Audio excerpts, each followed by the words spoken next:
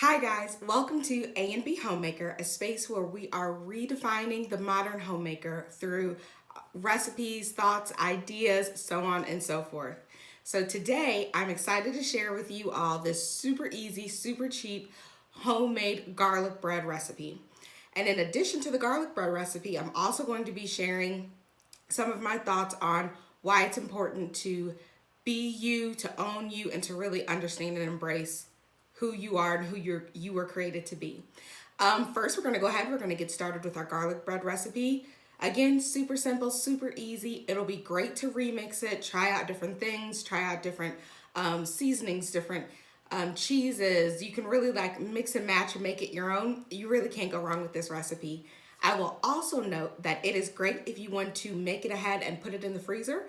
If you want to put it together and then set it aside in a Ziploc bag and then actually pop it in the oven when you're ready to serve, or if you know that you or whoever will be eating with you won't need the entire loaf of bread.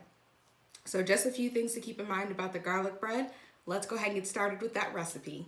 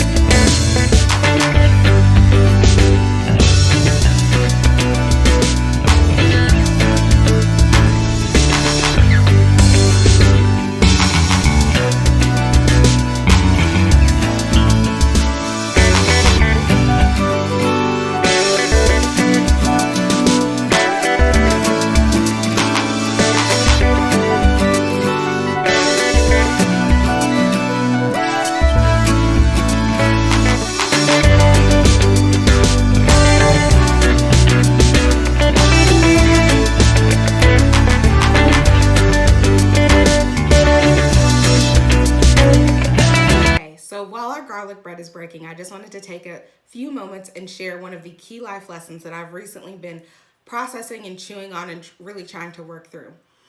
And that life lesson is the importance of owning who you are and really embracing who you were created to be.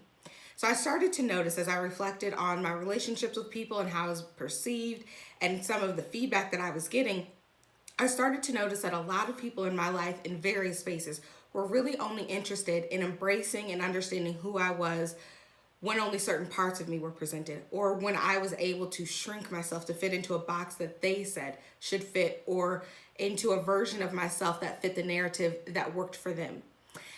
And I started to feel super uncomfortable because, of course, trying to fit all of you into a box and into a shape that is not made for you isn't comfortable and it doesn't work. And I really had to come to the realization and the understanding that I was not made as a mistake, that God did not create me to fit into someone else's small, narrow version of who they wanted me to be. And that I was created on purpose, with purpose, that I am uniquely and wonderfully made to fit into a space that God has set aside for me that might not fit with everyone or everywhere. And so that led me into really understanding that in order to walk into the fullness and the purpose of who God created me to be, I was going to have to really own who I am, because the lane that was set aside for me is one that I can only fulfill in the fullness of me, in the way that God sees me, in the way that He created me to be. And that third thing really led me into understanding how to receive feedback. We talk a lot about growing and evolving and really pushing ourselves into becoming the best version of who we can be. And a part of that is taking time to reflect and hear critiques. Hopefully they're constructive. Sometimes they're not. And so one of the methods that I adopted when I started thinking about how I was going to receive feedback was taking the meat and spitting out the bones. Really taking something that even if someone said it and they said it with the worst of intentions and with the desires to be hurtful, to be mean, still being able to take that information, maybe not process it in that moment, but find that safe space to take it, to tear it apart, and really say, is there something in here that maybe you meant it to be mean, you meant it to hurt my feelings, but there's a little nugget in there of truth that I'm going to take and use it for my good, use it for my growth, and then I'm going to throw away all the rest of it that I know isn't relevant, it's not applicable to my life, and it's not true. So really taking the time to really separate out what is good, what's relevant, and what's not, so I can still continue and to grow and still continue to thrive, and also not allow things that aren't true and aren't relevant to sit and fester, to be able to go ahead and throw those things out. But either way, I had to understand that I am fearfully and wonderfully made, and I want you all to know that you are fearfully and wonderfully made. You were made with intention. You were made on purpose for a purpose that only you can fulfill.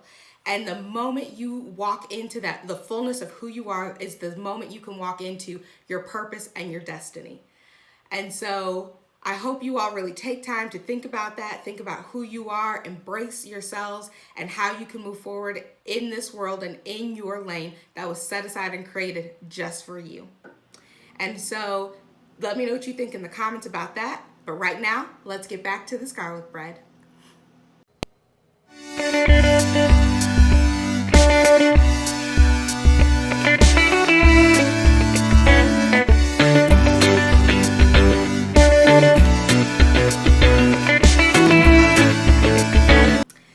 Okay, so now we have made some delicious homemade garlic bread, and we've also talked about some of the key life lessons in learning to own, accept, and embrace who you are and who you were created to be. So I hope you all take some time to try out the garlic bread recipe. Let me know how you remix it, what worked for you, what didn't. Take some time to think about who you are and what owning and accepting and embracing you looks like. If you have any extra tips or keys that you'd like to add, feel free to throw those in the comments below as well. And I hope to hear from you guys soon. Have a great week.